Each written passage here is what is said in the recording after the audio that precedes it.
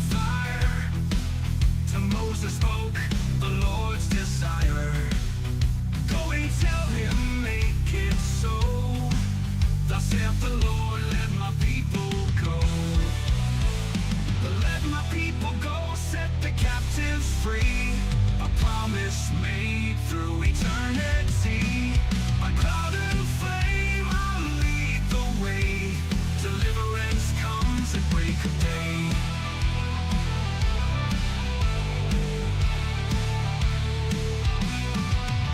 Plagues ascended, wrath divine. Water to blood, the river's sign. Locusts swarmed, the darkness fell. A nation trembled at the swell. But Pharaoh's heart was hard as stone.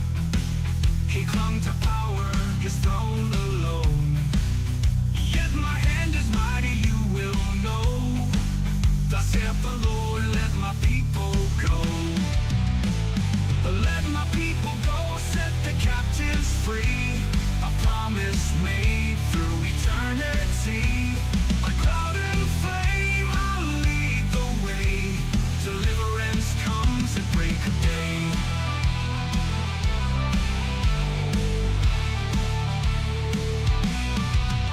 Through the waters of the sea, a path was carved for liberty. The horse and rider cast below. God's justice reigns, let his glory show. Tables of stone on Sinai's height. Covenant words in holy light. A people chosen, their faith to grow. Still he whispers, let my people go.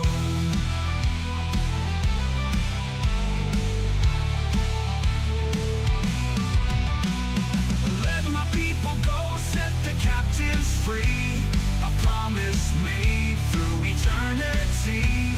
A cloud and flame I'll lead the way. Deliverance comes at break of day.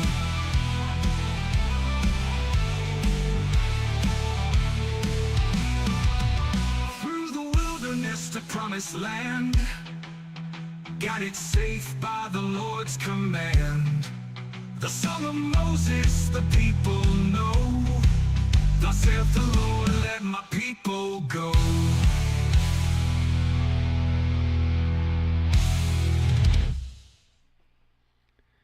Good evening. So I'm sure that we likely didn't get pushed out.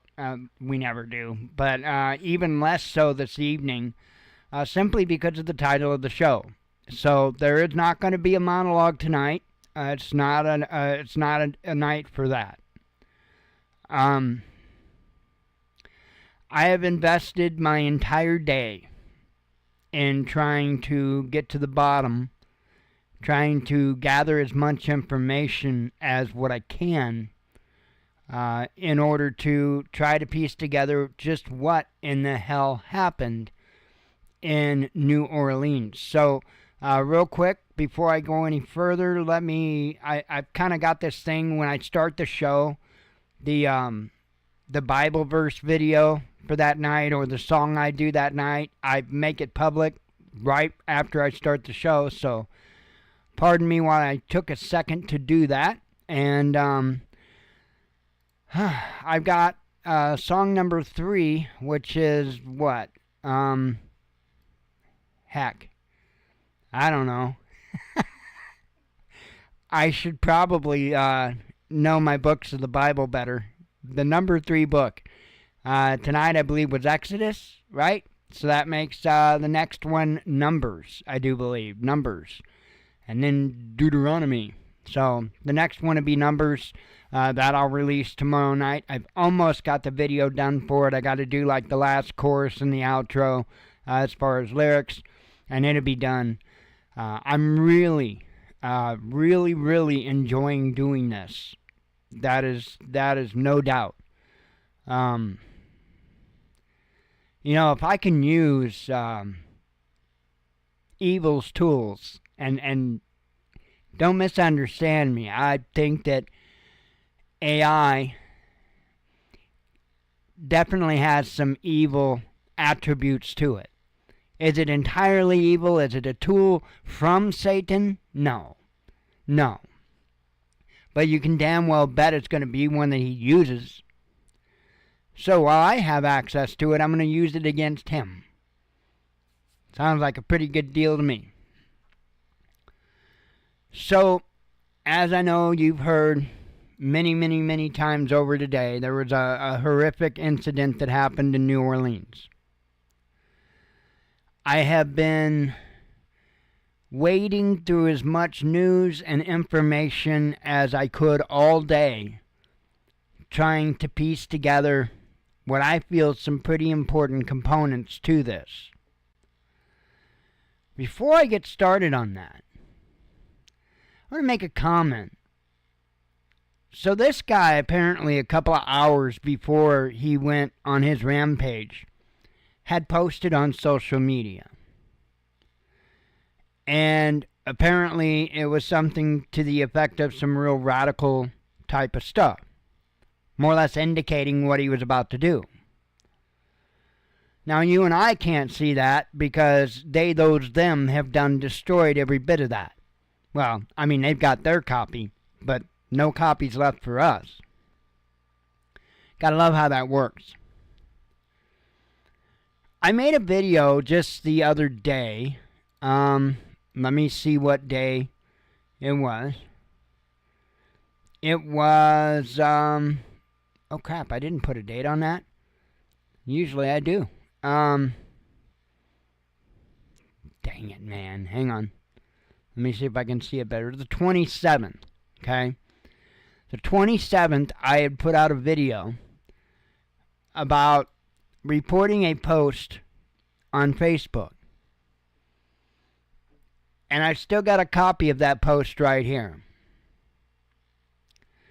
The comment, the original post, says Trump and his appointees are the reason 308 and 50 BMGs are needed. And the first comment under that, the original poster, the author, tagged all the followers of the page and said organized, violent, and nonviolent direct actions are needed to make corrupt politicians and business owners change. I reported that post. You damn right I'll report that post. I don't care what side of the aisle, I don't care. No. You don't do that. That is not free speech. When you are threatening individuals, that is not free speech. And Facebook's reply was that we've taken a look and found that this content doesn't go against our community standards. Now, mind you, for a period of about 3 years or so, if I commented or posted anything about cough, cough, jab, jab, they'd string my ass up.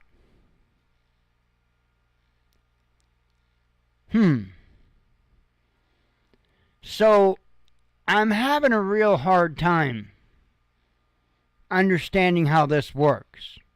Let's talk back about social media for a second. Every day when I upload, and it's the same for every content creator, it's the same for everything we upload. Every day when I upload one of these songs, as soon as the song is uploaded, as soon as it's processed, it goes through a copyright check just to make sure that it's not somebody else's song or somebody else's content. And in the matter of moments, it can go through that entire bit of content and identify whether it matches anything else in their records. They have closed captioning so good that it can keep up in real time with somebody speaking. These are all tools that are available to us. So you can't tell me that in 2 hours' time they couldn't have identified a threat and investigated it? I don't buy it. I don't buy it. I don't buy it just as much as I don't buy the joke of road barricades that they had set up. Oh, well, we had a squad car parked across the street. Nice. Nice. One squad car parked across the street where there's plenty of room to get around it. Yeah, but he drove up on the sidewalk. Would you get a clue? The reason why gun laws don't work is because criminals don't give a damn about them. That's a fact. That's why gun laws will never work, because the criminals don't care. They're already committing a crime. One more isn't going to hurt. My question is to New Orleans Police Department, or any other police department as far as that goes. When they block a street with a cruiser, why do they only do it with one? And why don't they use two vehicles, both parked at angles, so that it would take a lot more force to get through that roadblock? I'm not saying that the city, anybody within the city of New Orleans was trying to assist this guy, but they sure in the hell aren't trying to stop a whole lot either. Now, one thing you've probably heard about throughout the day is bollards. They've got these expensive bollards that they had put in, I don't know, 2017 or something. And supposedly, something like Mardi Gras beads is enough to jam the things up to where they won't work. Imagine that. The thing's supposed to stop a speeding vehicle, but you can take them out with a frickin' necklace of Mardi Gras beads. That's a little messed up. Don't know for sure how much I buy that.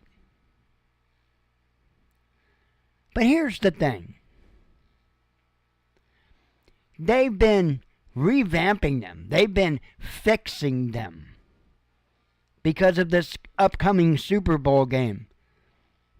And the number is skipping my head right now, but they've got X amount of these bollards, and they've got the large majority supposedly fixed.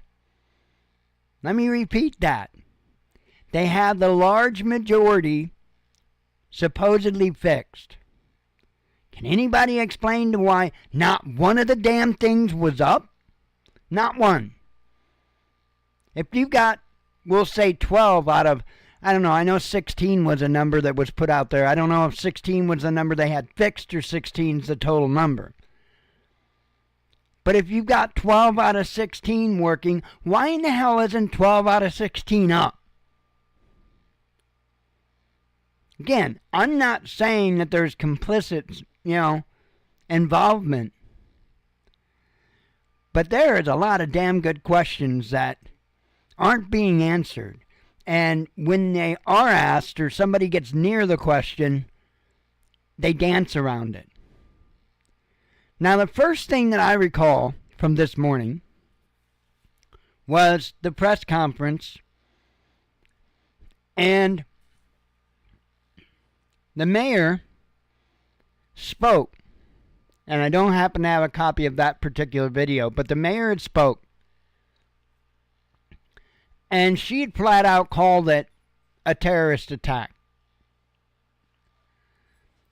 And everybody behind her, when she said that, took a deep breath. And the chief of police, technically the superintendent, but most people would think of her as the chief of police.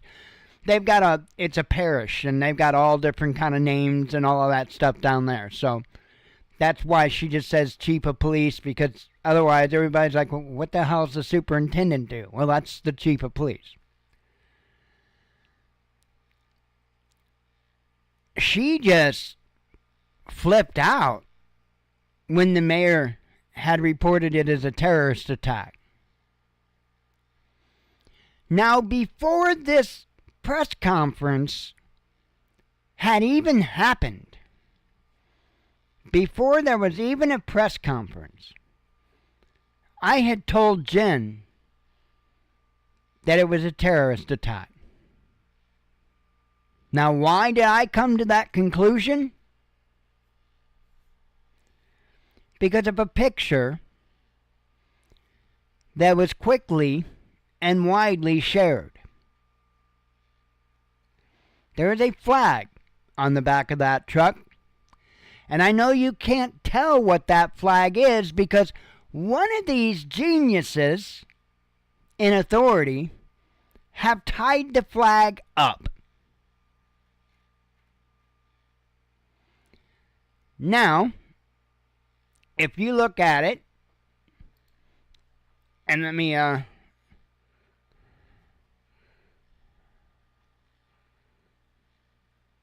zoom in a little bit and bring it on over. First of all, just offhand, to me that looks like it's homemade. And I told Jen this morning, before the press conference even happened, that's a homemade ISIS flag. Did I not? I said that's a homemade ISIS flag. And I was stunned as to why law enforcement would have tied it up so that the common person wouldn't have caught that. But I know Arabic letters a little bit, and I knew that was an ISIS flag. A little bit. I don't know it well whatsoever.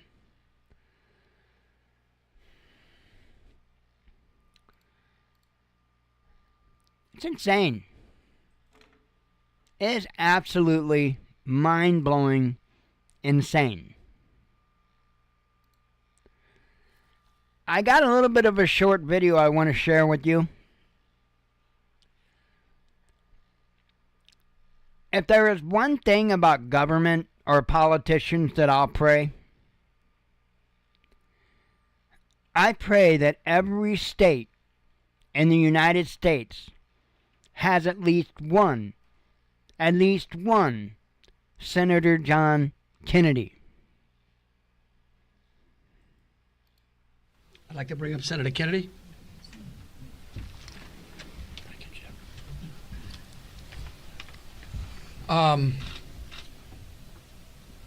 I wish I understood better why bad things happen to good people. If I make it to heaven, I'm going to ask. For those people who don't believe in objective evil, all you have to do is look at what happened in our city early this morning. I am, if this doesn't trigger the gag reflex of every American, every fair-minded American, I'll be very surprised. I'm here because these are my people. I'm here because these are my people's friends. I'm here because there are a lot of Louisianians that are scared tonight. I don't want them to be. There's a lot of information going around. Some of it is actually true. Some of it isn't. The federal government is now in charge of this investigation. By that I mean the White House, the FBI, the Department of Homeland Security, and the Department of Justice. I have not talked to the FBI. Maybe they've talked to my staff. I don't know. I did talk to the Secretary of Homeland Security a little while ago. And I told him that with all the respect I could muster, that we expect to put the full force and resources of the federal government behind this investigation. Our state troopers, our local police departments, Our sheriffs, we've got many sheriffs here today, have been terrific so far. Federal government is cooperating with them. I hope that will continue. Here's what I want to ask from the federal government. Catch these people. Catch these people. And then tell the American people the truth. Now, I don't want you to tell us yet anything that's going to interfere with your investigation. And there are things that I've been told that I think are true that I'm not sharing with you today because it could interfere with their investigation. But after we get to the bottom of this, they need to tell the American people the truth, and the people of New Orleans the truth, and the people of America the truth. I think the mayor and the governor are very wise to postpone this ball game for 24 hours. There's just too much stuff we don't know, and it's just not worth it. But I guess my final point is, I will promise you this: I will, when it is appropriate and this investigation is complete, you will find out what happened and who was responsible, or I will raise fresh hell. And I will chase those in the federal government who are responsible for telling us what happened, like they stole Christmas. We all need a senator like that. We all do. I've watched this man for the last several months as he's been on different committees or what have you, different hearings within Congress. And the guy is amazing. He is just amazing, and he takes no crap from no one. So I was already knee-deep into looking up as much information as what I could possibly find when that press release or press conference came out. When that press conference came out and I heard him speak, it wasn't double time, it was triple time on everything that I could figure out, dig up, put together. And I am absolutely going to give you my opinion. So, it would seem that one of the rumors that is going around is that some 2-3 days or so ago, that vehicle, driven by that madman, came across Eagle Pass.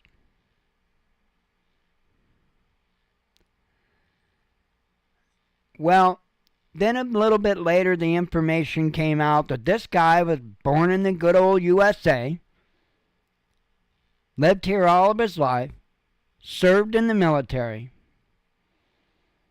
And so I'm like, wait a minute.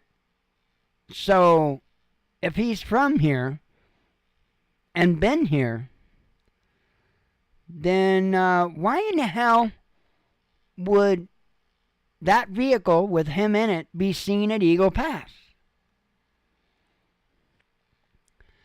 And then information comes out that he didn't work alone. There's some 3 or 4 other people that are seen placing coolers, and I guess we have to say at this point with possible explosive devices that could possibly be set off remotely at least a couple of other locations, and one in the truck itself.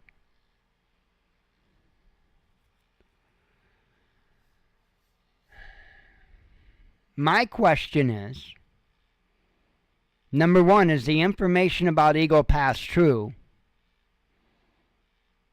And number two, how many people were in the truck when he came back?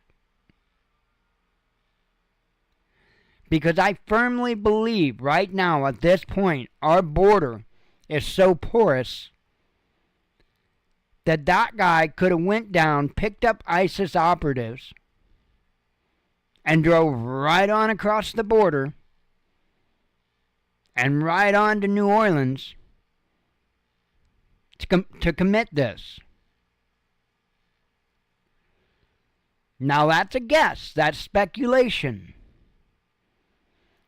But there is definitely some stuff that Senator Kennedy knows that he is livid about.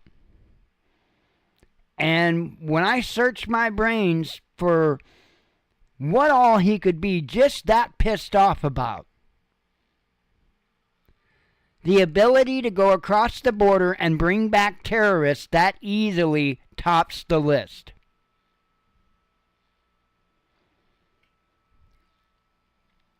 This is crazy. This is crazy. So,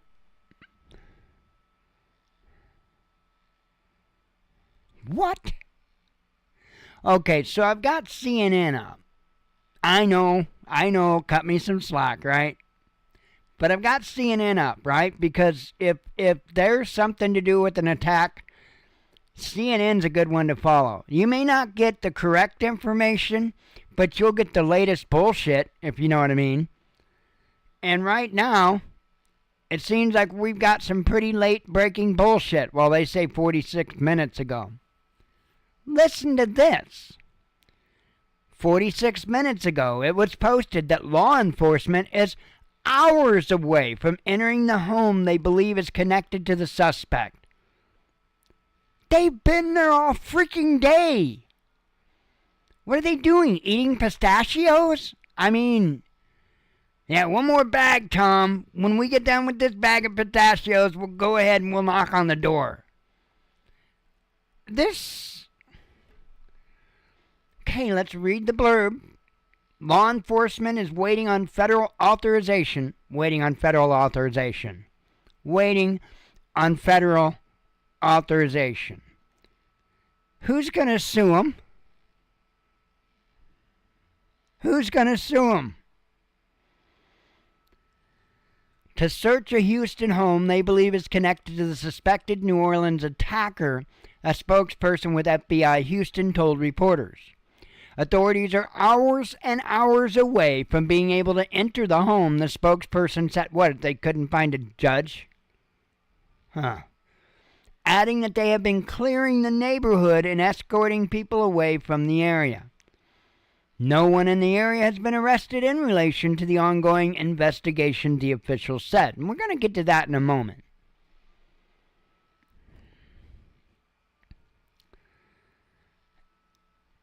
There was some, and that just said there was an interview, and I've got some stuff up here regarding interviews. This is New York Times here. I know.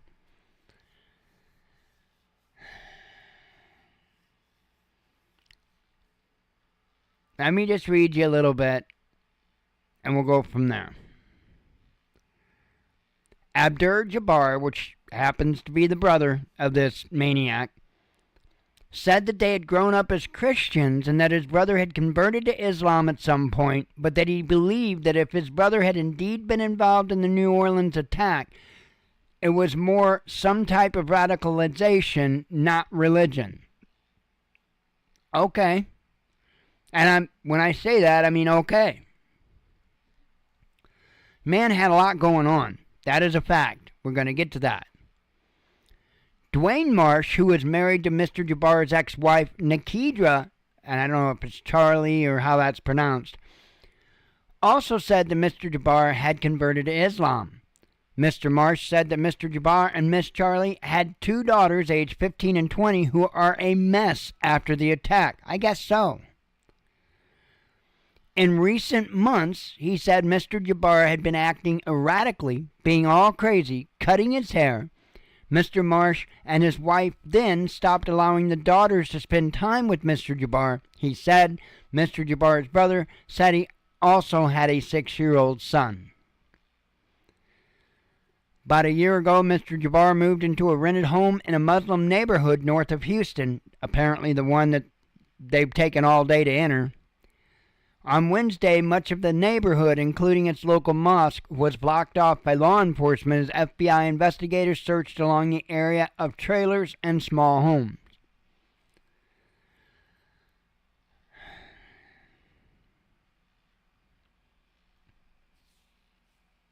I can't believe that they're not in the place yet.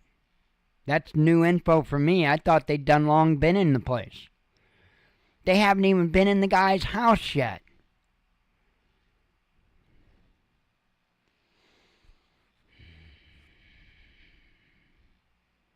Incompetent doesn't cover it. You know, I've heard all day people talking about the evil involved in this. It's clearly still involved. What are they worried about? The guy's dead. He's not going to sue them because they didn't have a search warrant as per their bullshit excuse. My God. Do you know the stupid crap they get search warrants for and how quickly they get them? It's unbelievable.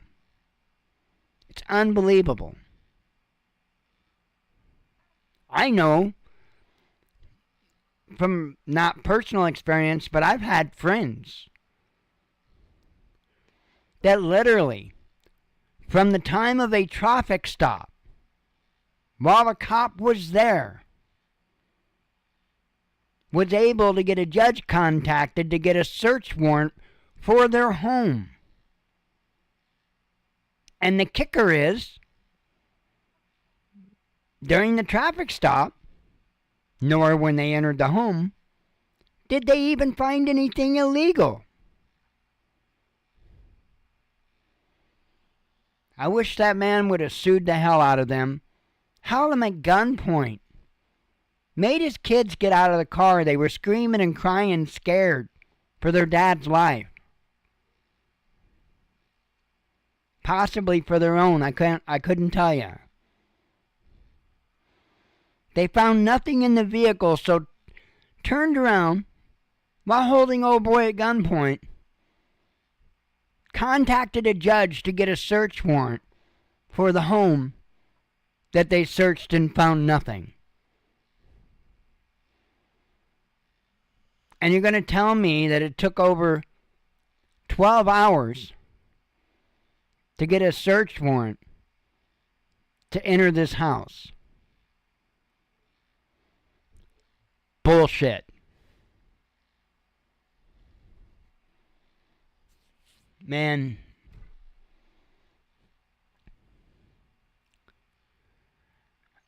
I don't have a lot more to add to what's going on. Going to be an early night, but I do got one more story up that is possibly connected. You may or may not have heard about a Cybertruck that caught fire outside of a Trump hotel in Las Vegas.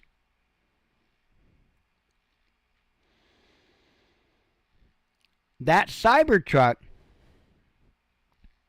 was rented from the same outfit that electric Ford pickup truck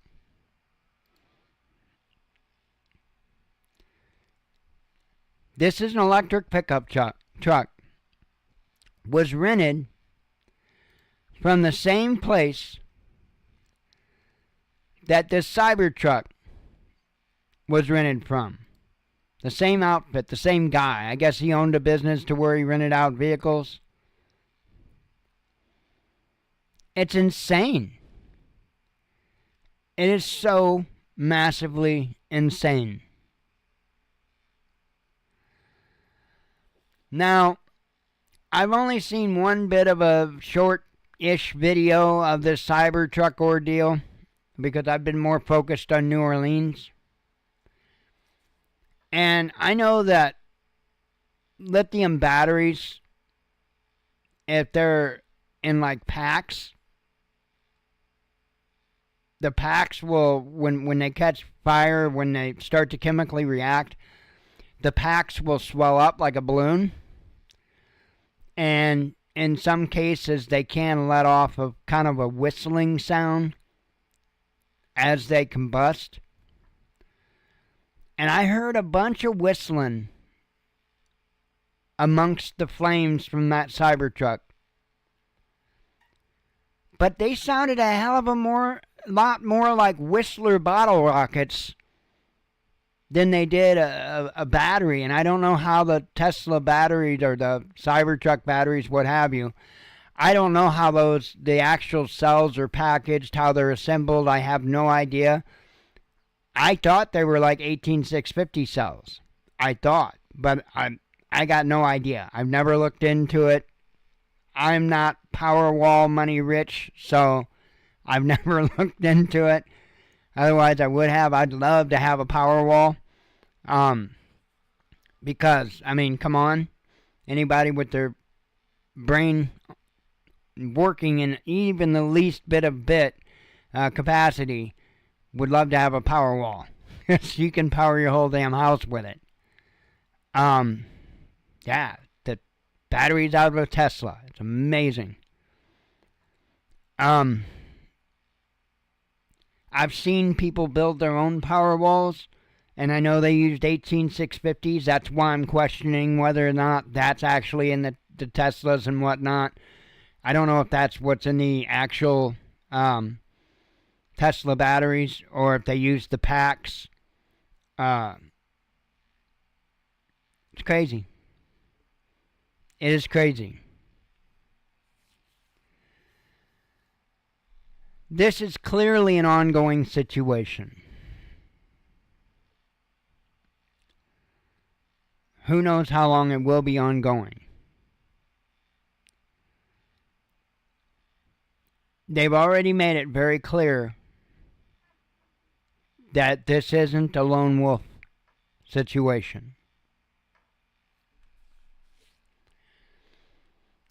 My advice is to live your life.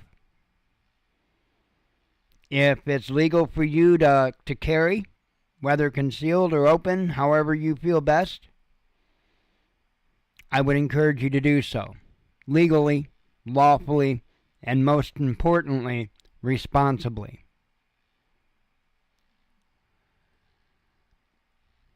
Just keep your head on a swivel. Especially if you live in a populated area. You know, I've read a lot of novels. And I get their books, their novels. But I want to throw something out there.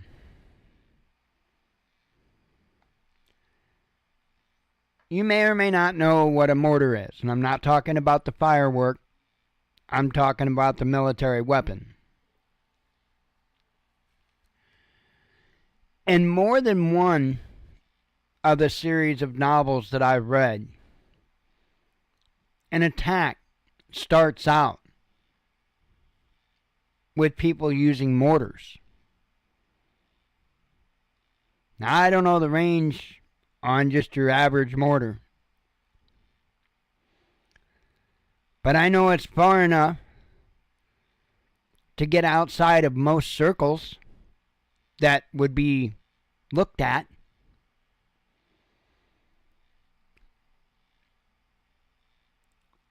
I have said for a long time that I felt that at some point, some of the stuff in those books was going to come to light. Because it just makes sense. If you're thinking in that mindset, if you want to cause a lot of harm, it makes sense. One of the book series I read, it was power plants that they hit. They were like literally parked on, I believe it was a country road, within mortar range of this power plant. Or, well, it wasn't just one, it was a coordinated attack. And they launched mortars into the power plant. Again, I'm not giving away any prime secrets or nothing. This is literally in books.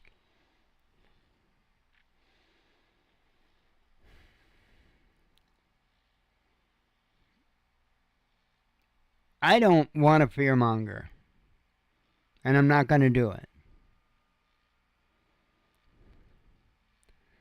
Just make damn sure you got your poop in a group. And again, if you can legally and lawfully carry, make it your American Express or MasterCard or whatever the hell it is you don't leave home without.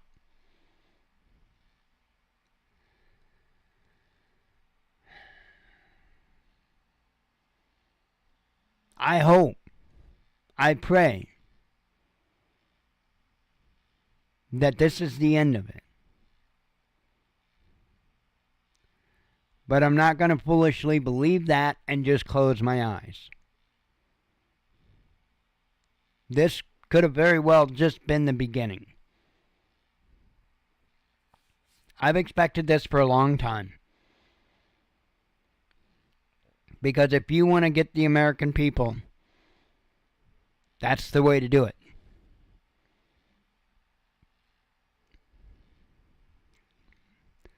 I hate to say, well, we'll see. But that's kind of where we're at.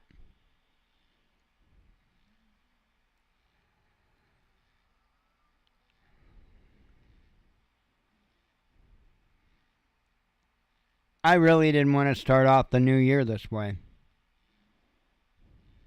And I'm sure the loved ones of many individuals involved didn't want to either. I ask you to think of them. I ask you to pray for them. And I ask you to remain as vigilant as possible.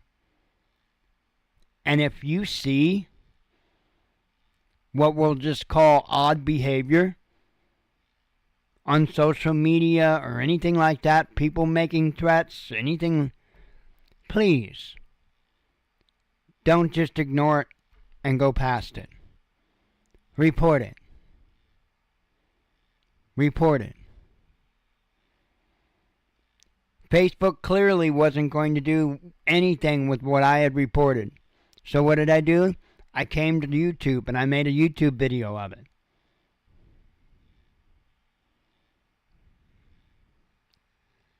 I don't know what else to do. I don't call police.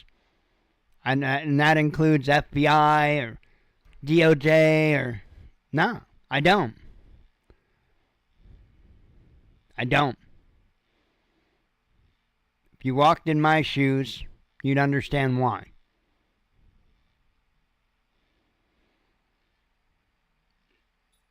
At least here, locally,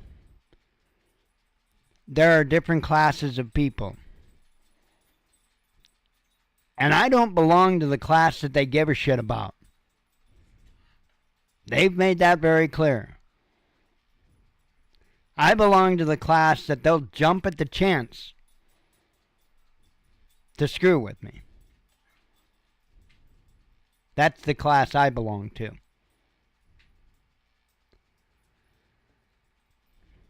It is what it is. I'm going to get out of here. I hope you all have a good night. Again, please think about, pray for all those involved in the nightmares that happen. And God willing, we'll be back tomorrow night. Again, I hope you all have a good night. We'll see you tomorrow. Shalom.